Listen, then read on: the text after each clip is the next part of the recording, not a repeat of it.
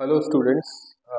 मैं विभव शर्मा और आज हम लोग ट्रिग्नोमेट्री चैप्टर स्टार्ट करने जा रहे हैं। जैसा कि हमने देखा है कि 10th क्लास में पहली बार ट्रिग्नोमेट्री का इंट्रोडक्शन होता है, तो काफ़ी बच्चों को प्रॉब्लम्स आती है बिकॉज कोई भी चीज़ हम पहली बार पढ़ते हैं तो उतना ईजिली समझ में नहीं आता है। बट ऐसा कुछ है नहीं, अगर इसको आप लोग बार बार, जैसे भी किसी भी चीज़ को प्रैक्टिस करने के लिए बार बार उसको गो थ्रू करना पड़ता है, तो बहुत ही सिंपल सिंपल चीज़ें हैं। एक राइट एंगल ट्राइंगल के बारे में बातें हैं कुछ, तो let us start introduction to trigonometry. Okay, तो इस चैप्टर में हम लोग राइट एंगल ट्राइंगल की बात करेंगे। राइट एंगल ट्राइंगल के बारे में हम लोग ऑलरेडी एक बात जानते हैं कि द पाइथागोरस थ्योरम हमने ऑलरेडी पढ़ी है। Square of the hypotenuse, hypotenuse which is the longest side, सबसे लंबी जो साइड होती है, जो राइट एंगल की जस्ट ऑपोजिट साइड होती है, that is called the hypotenuse. तो हाइपोटेनस की लेंथ का अगर स्क्वायर कर दें तो that is equal to sum of squares of other two sides. ये चीज हमें पहले से पता होती है राइट एंगल ट्राइंगल में। तो ये हाइपोटेनस है A B and it is right angled at C. So according to Pythagoras theorem, AB square will be equal to BC square plus AC square. तो हमने जब ये पहली बार पढ़ी होगी तो हमें याद रखने में भी डिफिकल्टी होती होगी, बट अब ये इतना यूज टू हो चुके हैं कि बहुत ऑब्वियस लगती है, बहुत सिंपल लगती है। तो ऐसे ही ट्रिग्नोमेट्री में जब हम लोग बार बार उसको गो थ्रू करेंगे तो आपको इजी लगने लगेगी।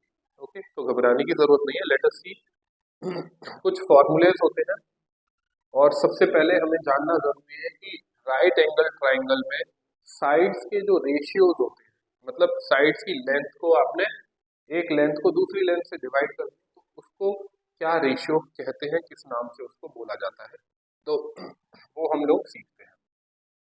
तो सपोज एक राइट एंगल ट्राइंगल है P Q R, which is right angle at R, ठीक है। और किसी भी एक एंगल को हम लोग एक स्पेशल नाम से बोलते हैं थीटा। जस्ट एक डिस्टिंग्विश करने के लिए थीटा दिया है, जिससे थोड़ा सा इजी रहे समझने में और उसको याद रखने में इजी रहे। थीटा लिया है, एंगल क्यू को हमने मान लिया कि उसका मेजर जो है वो थीटा के बराबर है, तो ये थीटा है। और हम लोग जानते हैं कि एंगल सम प्रॉपर्टी लगती है ट्राइंगल में, यानी कि तीनों एंगल्स का सम जो है वो 180 होगा। तो ये 90 है, तो इन दोनों को मिला के 90 होना चाहिए, ठीक है, क्योंकि टोटल 180 होता है, तो ये 90 है, तो इन दोनों को मिला के भी 90 होना चाहिए। तो ये थीटा है, तो ये वाला एंगल कितना हो जाएगा, 90 माइनस थीटा। तो ये चीज समझ आनी चाहिए पहली बात। तो एक एंगल थीटा है, तो ये दूसरा वाला जो कॉम्प्लीमेंट्री एंगल होगा दैट इज 90 माइनस थीटा। अब हम लोग पहले तो थीटा के रेस्पेक्ट में बात करेंगे। थीटा के रेस्पेक्ट में अगर ऑपोजिट साइड, इसको बोलते हैं ऑपोजिट साइड या परपेंडिकुलर, स्मॉल पी से रिप्रेजेंट करते हैं, और इसको बेस बोलते हैं, स्मॉल बी से रिप्रेजेंट करते हैं, और इसको हाइपोटेनस बोलते हैं, ठीक है। कैपिटल से भी रिप्रेजेंट कर सकते हैं, जैसे भी आपको इजी लगे। तो चलिए, कैपिटल से मैंने रिप्रेजेंट कर दिया है base, perpendicular and height.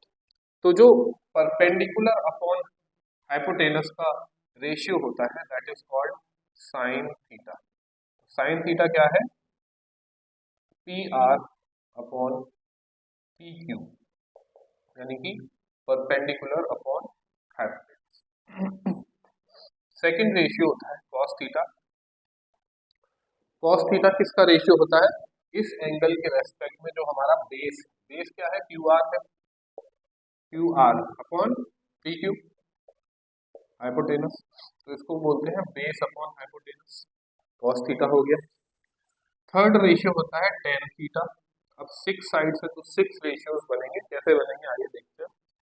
Third ratio जो बनेगा टेन थीटा, टेन थीटा होता है हमारा परपेंडिकुलर अपॉन बेस, यानी कि P R upon Q are, ठीक है। कोई भी ऐसी चीज नहीं है जो याद नहीं कर सकते हैं, धीरे धीरे एक दो बार करेंगे तो आपको याद हो जाएगा।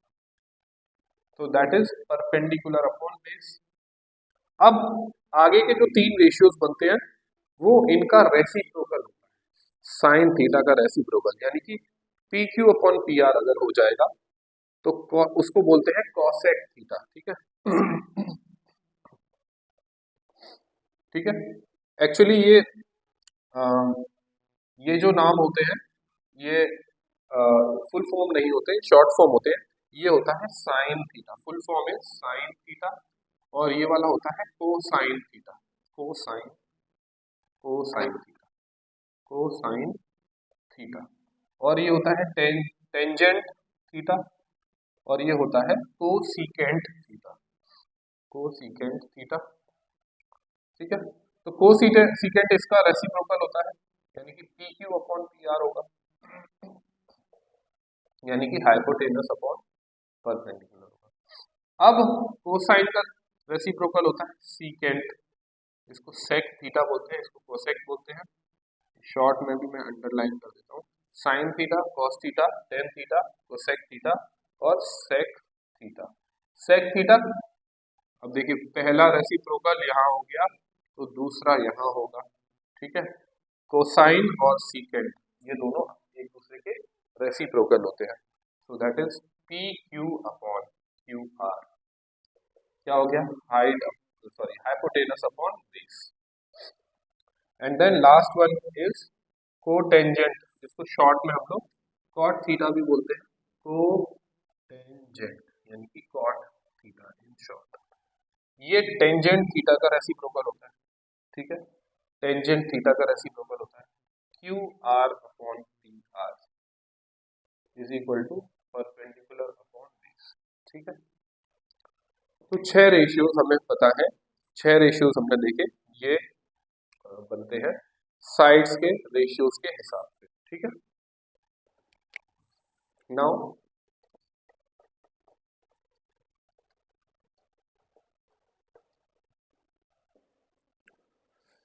चलिए, ओके, अब हम लोग थीटा और 90 माइनस थीटा में क्या रिलेशन होता है वो देखते हैं, रेशियोज एक दूसरे से कैसे लिंक होते हैं वो देखते हैं। तो अब थीटा एंगल को छोड़ के अगर 90 माइनस थीटा के रेस्पेक्ट में अगर हम चीजों को निकालें तो साइन ऑफ 90 माइनस थीटा, अब हमें जैसे थीटा के लिए परपेंडिकुलर ये था और बेस ये था, उसी तरह इस एंगल के लिए 90 माइनस थीटा के लिए हमें परपेंडिकुलर अपॉन हाइपोटेनस निकालना है। परपेंडिकुलर इस वाले एंगल के लिए परपेंडिकुलर हो जाएगी हमारी Q R, Q R upon और P Q, Q R upon P Q हो जाएगी, ठीक है। इस वाले एंगल के रेस्पेक्ट में ये हमारा परपेंडिकुलर हो जाएगा, ये हाइपोटेनस हो जाएगा। अब अगर आप थीटा के रेस्पेक्ट में इसको देखें, Q R upon P Q क्या था, कोसाइन थीटा था, ठीक है।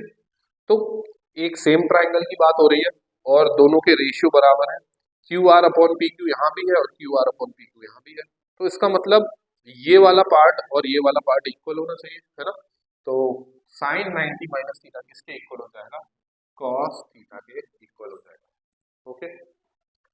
दूसरा अगर लिया जाए रेशियो, अगर हम P इस वाले एंगल के रेस्पेक्ट में 90 माइनस थीटा के रेस्पेक्ट में देखेंगे सारे, तो cos 90 माइनस थीटा अगर निकालें, cos 90 माइनस थीटा तो क्या आएगा, इसके लिए इस वाले एंगल के लिए बेस ये हो जाएगा और हाइपोटेनस ये हो जाएगा, यानी कि P R upon P Q हो जाएगा, तो साइन थीटा आ जाएगा, साइन थीटा यहाँ से मैच करेंगे, P R upon P Q sine theta का, तो यानी कि cos 90 minus theta is sine theta, ठीक है। इसी तरह से इस वाले एंगल के लिए P R upon Q R क्या होगा, base upon perpendicular, base upon perpendicular, P R upon Q are, ठीक है। इस वाले एंगल के रेस्पेक्ट में देखते हैं 90 माइनस थीटा के रेस्पेक्ट में टेंजेंट को निकालना, कंफ्यूज नहीं होंगे, टेंजेंट को निकालना है 90 माइनस थीटा के रेस्पेक्ट में। तो टेंजेंट तो परपेंडिकुलर अपॉन बेस, भाई इसके लिए ये परपेंडिकुलर है ये बेस है, ठीक है। तो Q R upon P are अगर देखा तो Q R upon P are कहाँ हमने देखा था, यहाँ देखा था, तो ये किसके इक्वल है, कॉट थीटा के इक्वल है, कॉट थीटा के इक्वल है, ठीक है। अब अगर कॉट 90 माइनस थीटा देखें कॉट 90 माइनस थीटा के रेस्पेक्ट में बेस अपॉन परपेंडिकुलर, तो यानी कि P R upon Q are, यानी कि Q R P R upon Q are ये था, यानी कि टेन थीटा। तो इसका मतलब हम लोग देख रहे हैं कि साइन 90 माइनस थीटा कर रहे हैं तो कॉस आ रहा है, कॉस 90 माइनस थीटा कर रहे हैं तो साइन आ रहा है, टेन 90 माइनस थीटा कर रहे हैं तो कॉट थीटा आ रहा है, कॉट 90 माइनस कर रहे हैं तो टेन थीटा आ रहा है। अब दो ही रेशियो बचे, सेक और कोसेक। तो चाहे तो आप करके देख सकते हैं, है ना, आप चेक करेंगे तो दोनों का 90 माइनस थीटा का रिलेशन निकल के आएगा, यानी कि sec 90 minus theta is cosec theta, okay, and cosec theta, cosec 90 minus theta is sec theta. तो ये सारी आइडेंटिटीज हमें लर्न होनी चाहिए। कौन सा साइड का रेशियो साइन कहलाता है, कौन सा कोसाइन होता है, ये पता होना चाहिए। और ये हमारे रिलेशन अलग से निकल के आ गए, ये भी हमें पता होना चाहिए, ठीक है। तो इनको आप नोट कर सकते हैं, प्रैक्टिस कर सकते हैं। चलिए आगे बढ़ते हैं। अभी यहाँ पे और स्टोरी है, कुछ और फॉर्मूलेज हैं जो हमें आइडेंटिटीज कहेंगे उनको, क्योंकि वो सारे राइट एंगल ट्राइंगल में किसी भी थीटा के लिए वैलिड होते हैं, इसीलिए उनको आइडेंटिटीज कहते हैं। देखिए आइडेंटिटी यूनिवर्सल होती है, किसी भी वैल्यू के लिए वो वैलिड होती है, इसलिए उनको आइडेंटिटी कहा जाता है।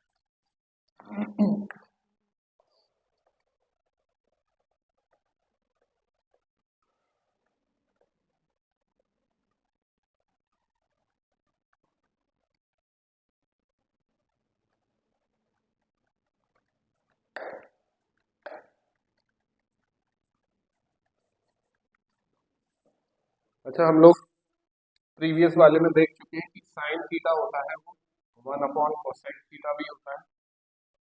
अभी रेशियो हमने देखा था तो रेसिप्रोकल करके ही लिखा था हमने। इसका वाइस वर्सा भी ट्रू है, यानी कि इस डायरेक्शन में भी ट्रू है और इस डायरेक्शन में भी ट्रू है, ठीक है। इस तरह से आप एरो बना के नोट कर सकते हैं, जिससे आपको दो बार ना लिखना पड़े, ठीक है। और कॉस थीटा किसका रेसिप्रोकल होता है, 1 अपॉन सेक थीटा का रेसिप्रोकल होता है, और टेन थीटा जो है वो आपस में कॉट थीटा के साथ रेसिप्रोकल होता है, that is 1 upon cot theta. दोनों एरो का मतलब वाइस वर्सा भी ट्रू है, मतलब कॉट थीटा टेन थीटा का रेसिप्रोकल होता है, टेन थीटा कॉट थीटा का रेसिप्रोकल होता है। तो ये भी आप नोट कर लीजिए। Now the third important identities. तो हम लोगों को पता है पाइथागोरस थ्योरम ट्रू होती है किसी भी राइट एंगल ट्राइंगल में, और ये भी एक राइट एंगल ट्राइंगल है, राइट। तो let us do one thing, sign square theta और कॉस स्क्वायर थीटा को इस ट्राइंगल के लिए ऐड करके देखिए।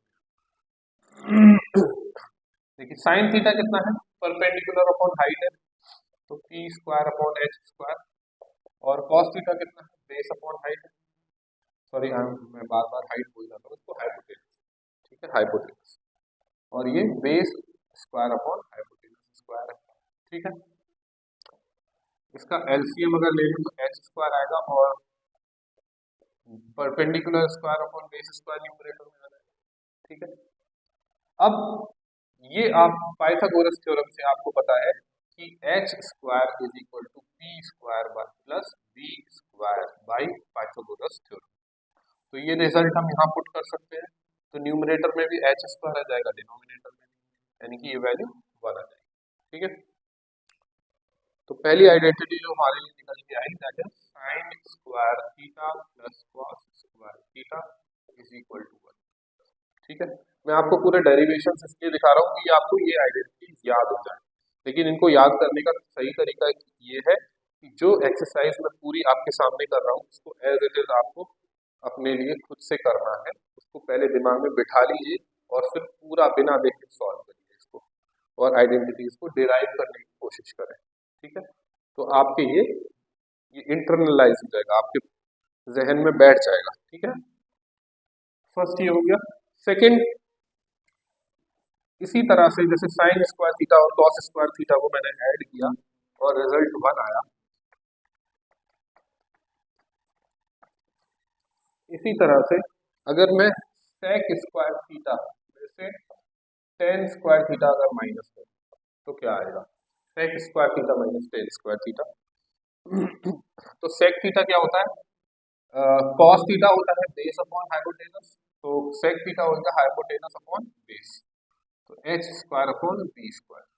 और माइनस टेन थीटा क्या होता है, tan theta is perpendicular upon base, tan square theta will be perpendicular square upon base square.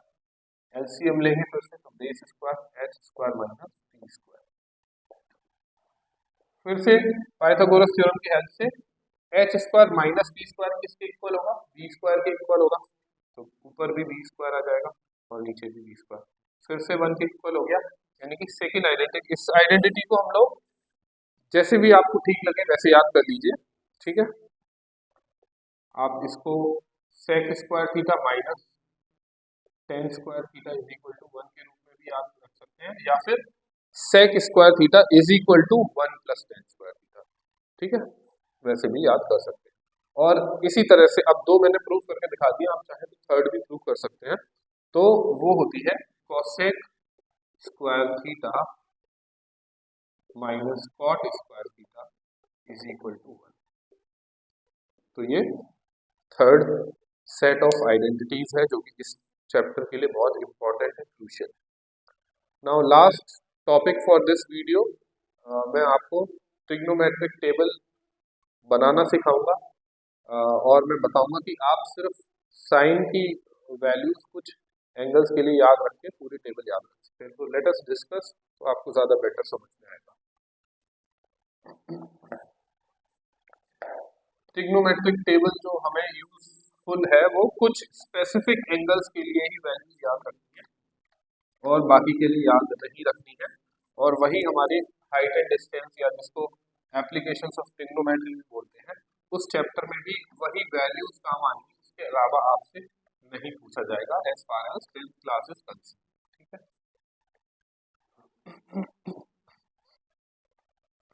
तो राइट एंगल ट्राइंगल में कुछ स्पेसिफिक एंगल्स के लिए रेशियोज की क्या वैल्यू होगी वो हमें टेबल के रूप में याद रखनी है। तो 6 रेशियोज हमने सीखे हैं, और 6 रेशियोज के लिए 5 एंगल्स हैं, एक 0 डिग्री, एक 30 degree, 45 degree, 60 degree and 90 degree. सिर्फ इन 6 एंगल्स के लिए आपको वैल्यूज याद रखनी है रेशियोज की, किसी भी राइट एंगल ट्राइंगल में क्या होती है। तो बहुत सिंपल है, सहज तरीके से समझेंगे तो आपको बहुत इजीली टेबल याद हो जाएगी। पहला रेशियो होता है साइन, दूसरा कॉस, थर्ड टेन, फिर टेन के बाद हम लेंगे साइन का रेसिप्रोकल कॉस एक्स, फिर लेंगे कॉस का रेसिप्रोकल सेक, और फिर लेंगे लास्ट होगा जो वो टेन का रेसिप्रोकल कॉट, टेन का रेसिप्रोकल कॉट लेंगे, ठीक है।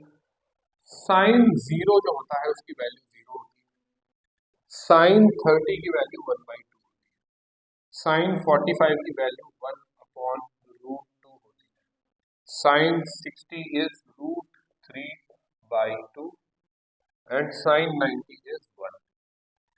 सिर्फ आपको साइन की वैल्यूज याद रखनी है, और अब इन्हीं वैल्यूज की मदद से हम लोग पूरी टेबल कंप्लीट कर लेंगे। आपको एक सिंगल वैल्यू याद नहीं रखनी है, और एग्जाम में जब भी आप जाएंगे एग्जाम देने के लिए सबसे पहले ये टेबल ड्रॉ कर लीजिए, क्योंकि डेफिनेटली वैल्यू बेस्ड क्वेश्चन आएंगे जिसमें वैल्यूज पुट करके सॉल्व करना, आंसर निकालना है, डेफिनेटली आने वाले हैं पेपर में।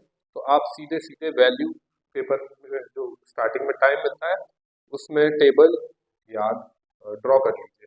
आपको याद भी है टेबल, आप डायरेक्ट सोच के वैल्यूज पुट नहीं करेंगे, उसको नोट डाउन कर लेंगे, टेबल को बना लेंगे, और उसमें से देख देख के each and every value put करनी है, अदरवाइज मिस्टेक होने के बहुत ज्यादा चांसेस। तो this is one tip for you.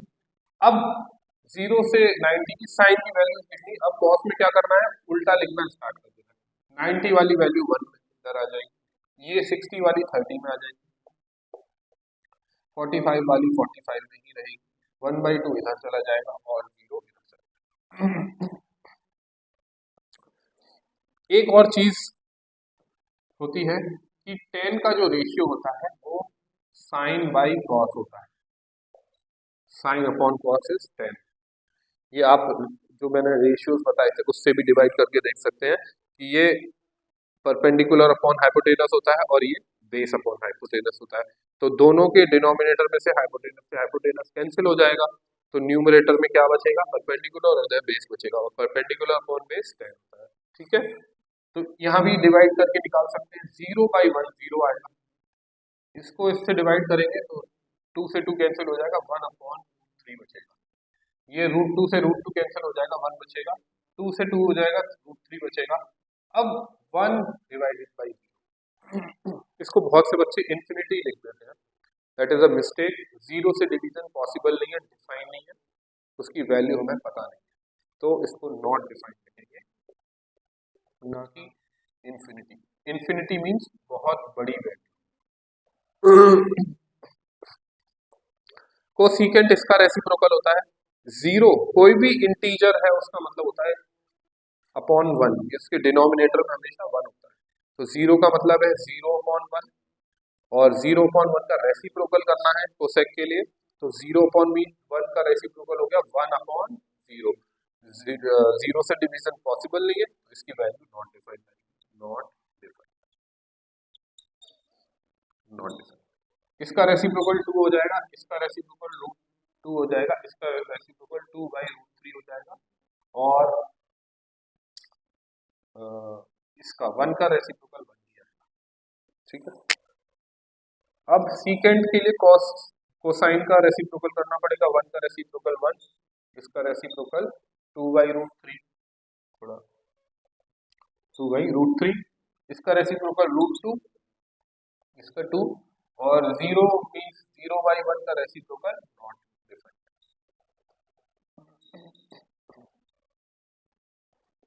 ठीक है, कॉट के लिए 10 का रेसिप्रोकल 0/1 है और उसका रेसिप्रोकल 1/0, यानी कि नॉट डिफाइंड।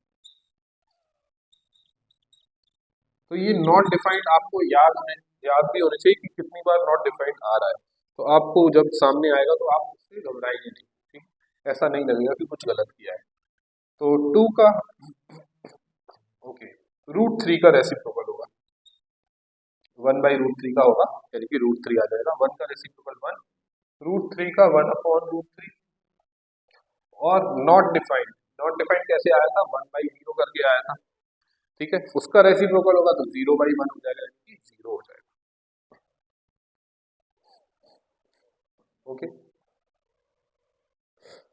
ठीक है, और यहाँ से भी आप कॉट कॉट की जो वैल्यू होती है वो कॉस अपॉन साइन होती है, तो यहाँ से भी आप डायरेक्ट अगर देखें तो कॉस अपॉन साइन करेंगे तो 0/1 आएगा, तो इस तरह से हम लोग ट्रिग्नोमेट्रिक टेबल याद रख सकते हैं। और अब इस क्लास में हमने इस चैप्टर का पूरा बेसिक कवर कर लिया है, तो आपको ये सारी बातें पता होनी चाहिए अगर आप इस चैप्टर के क्वेश्चन सॉल्व करना चाहते हैं, और आई थिंक 70 to 80% क्वेश्चंस आपके इन्हीं बेसिक चीज़ों से सॉल्व हो जाने चाहिए।